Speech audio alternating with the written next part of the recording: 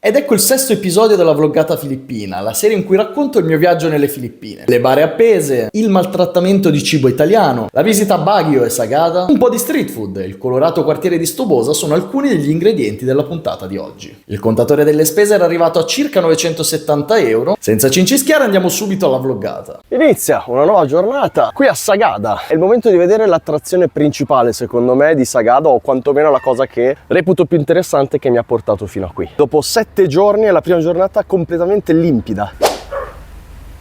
In questi ultimi 2 giorni di montagna ho iniziato a notare le sputacchiate rosse che ho conosciuto per la prima volta in Sri Lanka. Ci sono un po' in giro e questa è la noce di Betel, una specie di energizzante che masticano e sputano che ha il colore rosso. È disgustoso? Sì, è molto disgustoso, fa schifo al cazzo in realtà, però è una cosa caratteristica di diversi paesi del sud-est asiatico. In questo ufficio informazioni turistiche si paga la tassa ambientale di 100 pesos e poi si procede qua per andare verso un altro ufficio in cui si fa la vera e propria prenotazione. In questo ufficio Sega, un nome facile da ricordare per noi italiani. Ufficio Sega. Hello. Tirato sulla guida che è Joseph, right? Yeah. Da un altro Giuseppino, grande, thank you. Non mi fa impazzire come edifici, però è davvero piacevole la temperatura che c'è. Sembra quasi di fare una gita in montagna d'estate da noi, no? Quindi ci sono quei 20 gradi, si sta da Dio, non si suda. Oh no, Joseph. Adesso la faccio vedere meglio, di qua c'è la vista sulla città.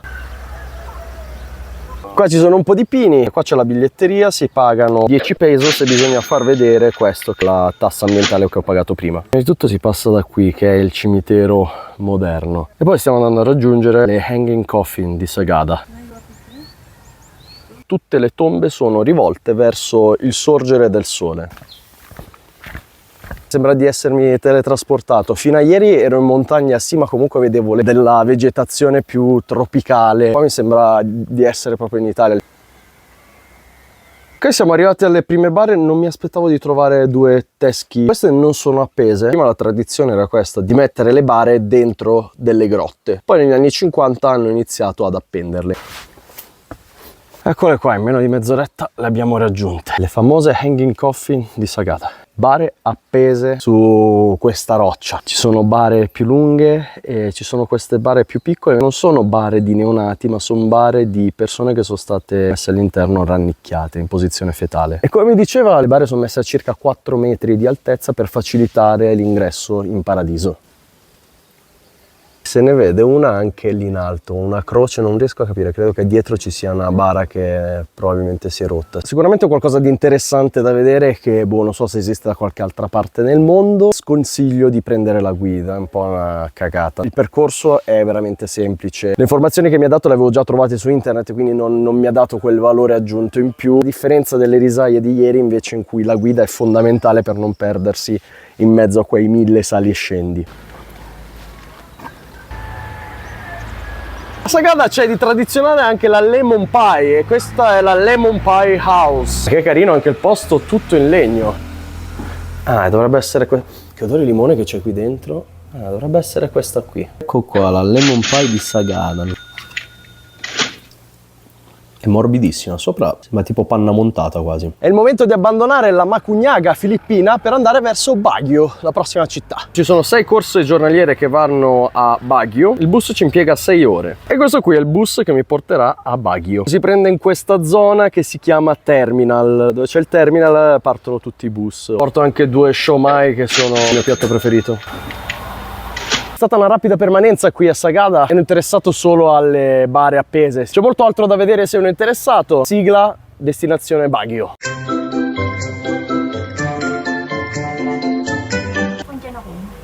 Andiyan ka na ako kasi ayoko na mainitan.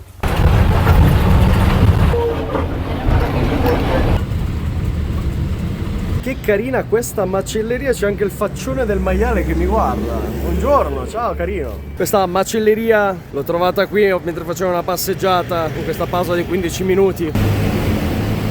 Siamo talmente in alto che siamo dentro le nuvole, non si vede più una sega. Guarda che bello, sembra ottobre a Saronno.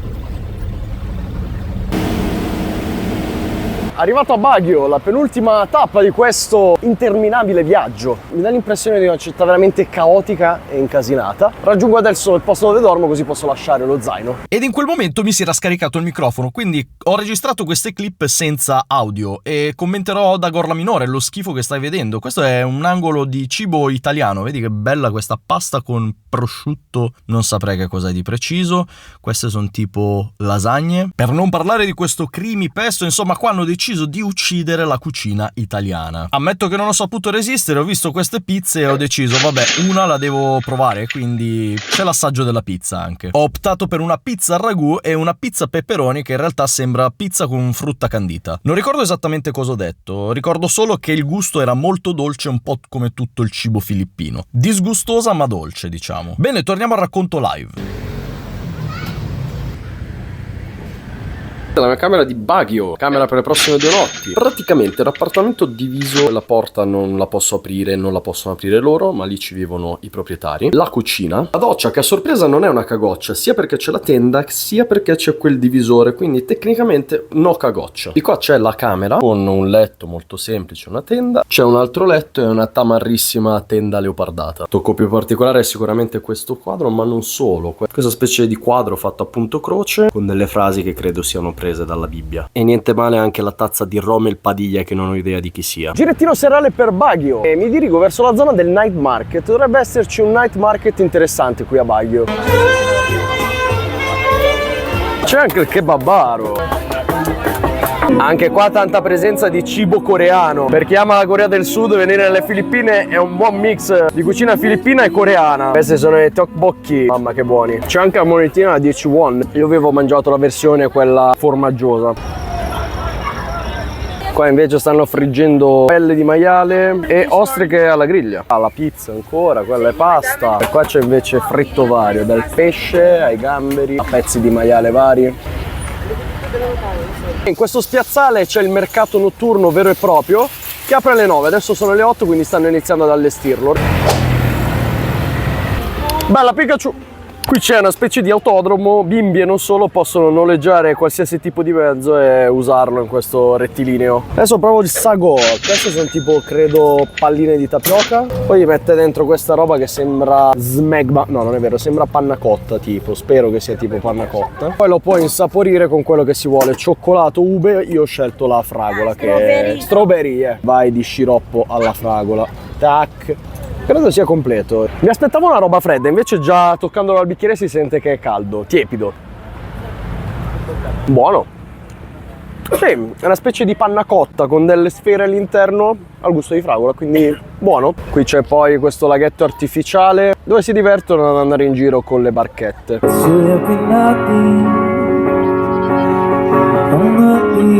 Eccomi al mercato notturno. Allora, come al solito ci sono le varie grigliate, il Betamax, quindi il sangue coagulato a cubotti, l'intestino di pollo, il collo di gallina.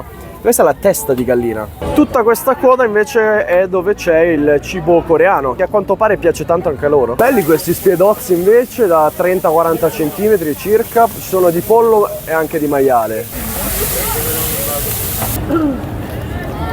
Queste invece sono quelle specie di gelatine che ho provato a casa di Shari. Avevo provato quella al gusto caffè, ce ne sono vari gusti. Può mancare il balut, quindi l'uovo che è un po' cresciuto ed è diventato un embrione. Guarda qua il Grill Master. Questa non ce la posso fare. Sono pulcini di un giorno. Qua si vede proprio la testolina, le zampettine. Pulcini di un giorno impalati, pronti per essere mangiati. Piuttosto brutale questo. E fuori da questa piazzetta dove c'è solo cibo, di qua invece c'è una via, vendono invece oggettistica varia.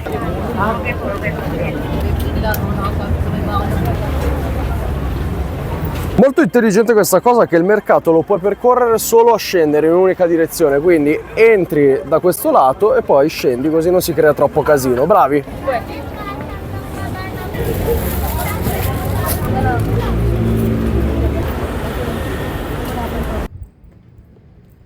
Bene, direi che vado a riposare e mi vedo Baguio domani con la luce del giorno. Nuova giornata, direi che è il momento di girare un po' a cazzo per Baguio. Fin dal primo momento, per come è costruita, per come è trafficata, mi dà proprio le vibes di città sudamericana.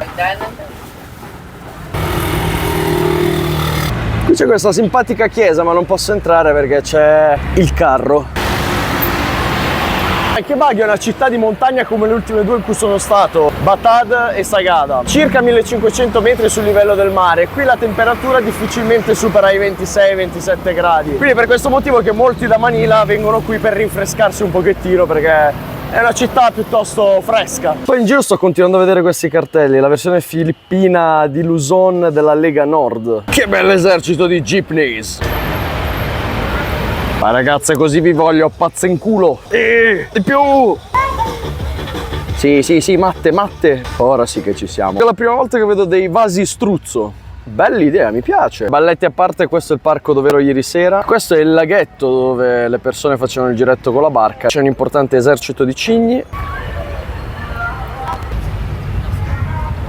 Pensa a Dio, non alle droghe. Questo vende mais, che in inglese è corn. Geniale, quindi il nome è Corn Hub. Adesso direzione cattedrale di Baguio. Ma anche qua c'è un santo a noi noto, San Francesco.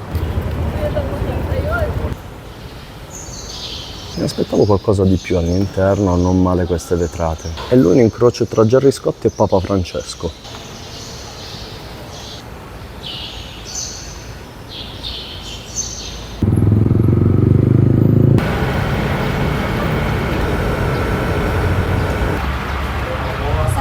Si va di jeepney per raggiungere un luogo interessante di Baguio. Jeepney con rattata albino, bellissima. Eccomi arrivato alla Valley of Colors, detta anche Stobosa. Il fiume è un po' zozzo, bisogna dirlo, però comunque il villaggio è bellissimo perché è tutto colorato, riqualificato, costruito su questa collina. Anche qua vibes molto sudamericane, ha fatto un lavoro davvero stupendo a mio parere. Bello che anche alcuni piloni di cemento li hanno lasciati così, però colorati, per dare quel tocco di stile. Dai, iniziamo questa scalinata.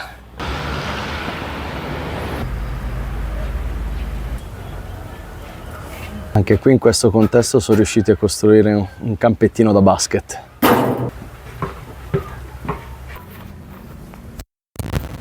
Oh. E prima, quando dicevo che la temperatura è perfetta, scherzavo. Salendo così si fa caldo comunque. Ma che figata che è sto posto, guarda qua che vista che c'è. Cioè sì, in realtà sono case scassate, però bello, mi piace un sacco. Sono sudatissimo ovviamente. Questo posto lo chiamano anche Stobosa, sono le tre iniziali dei tre quartieri che compongono quest'area. Utilizzano anche questo acronimo. Lui con le galline grande. Tutto abbastanza disintegrato e scassato, però il fatto che gli hanno messo questi colori la rende molto affascinante, sì.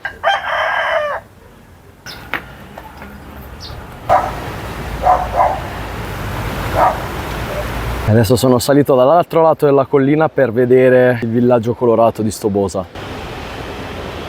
Qui c'è una bella situazione di disagio, le persone che vivono qua è un po' tutto scassato, case in lamiera e cemento. Baguio tra l'altro famosa per la produzione di fragole, essendoci questa temperatura primaverile. Qua invece un po' a caso c'è la Bell Church, che sarebbe un tempio cinese.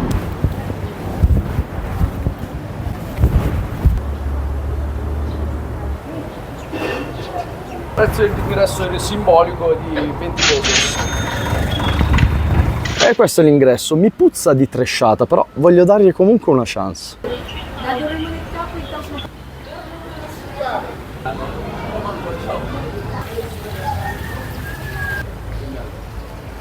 E questa è la famosa campana che dà il nome al tempio. Non male la vista dalla campana. Sotto c'è tutto il tempio, la parte che ho percorso.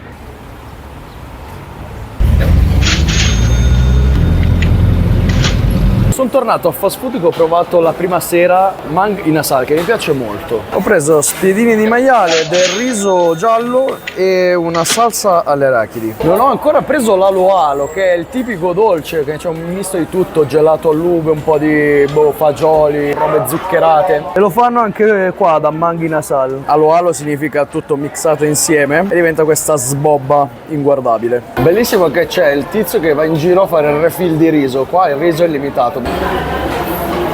Questo qui invece è il public market di Baguio. Come dicevo prima, le fragole sono un prodotto tradizionale di questa città.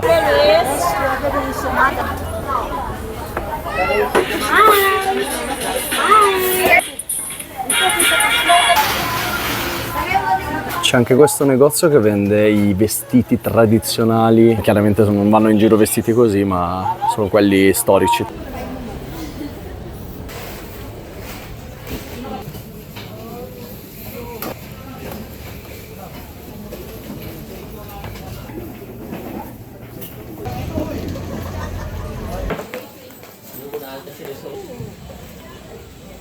Ultima notte a Baguio, faccio un altro girettino serale. Una cosa che non mi aspettavo sono leggi così severe sul fumo. In quest'area all'aperto, che sembrerebbe un'area normalissima in cui si può fumare, in questo caso non è consentito. C'è anche quello che fa i mandu, ho una voglia di mandu incredibile. Che bellezza, serviti in bicchiere, troppo buoni. Adesso provo Bina Tog, che è questo mais bianco che gli mette sopra dello zucchero e del cocco grattugiato. Ah, e anche il latte condensato, super dolce come al solito. Classico sapore base filippino. Qui finisce la visita di Baguio. Nel prossimo episodio vedrai l'ultima tappa di questo viaggio, il nord dell'isola di Palawan. Ci vediamo il 20 giugno alle 18 con la prossima puntata.